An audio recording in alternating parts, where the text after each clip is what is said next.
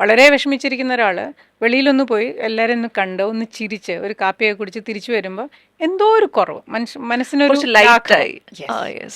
Okay. അപ്പം അവിടെ ഇതൊക്കെ നമുക്ക് തിരിച്ച് നമ്മുടെ ബോഡി കൊണ്ട് പലതും ചെയ്യാം. ഈ സ്ട്രെസ് മാനേജ്മെന്റ് അല്ലെങ്കിൽ സ്റ്റേറ്റ് മാനേജ്മെന്റ് എന്നൊരു കാര്യം ഞാൻ പഠിപ്പിക്കാറുണ്ട്. മനസ്സിന്റെ state manage. Mental state, okay okay. Mood. ശരിക്കും പറഞ്ഞാൽ സ്റ്റേറ്റ് എന്ന് പറയുന്നത് മൂഡാണ്. അപ്പോൾ സങ്കടം വന്നിരിക്കുമ്പം നമുക്ക് ചിലപ്പോൾ പഠിക്കാം, കുട്ടികളോട് പഠിക്കാൻ പറയാം, ഡിസ്ട്രാക്റ്റഡ് ആണെങ്കിൽ അവർ പഠിക്കില്ല.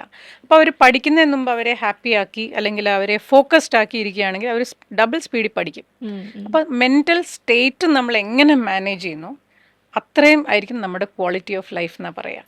Okay, nice. So every day all I have to do is എന്താ മെൻ്റൽ സ്റ്റേറ്റ് ഓക്കെയാണ്, ബാലൻസ്ഡ് ആണ് എന്ന് ഞാൻ ചെയ്യാം.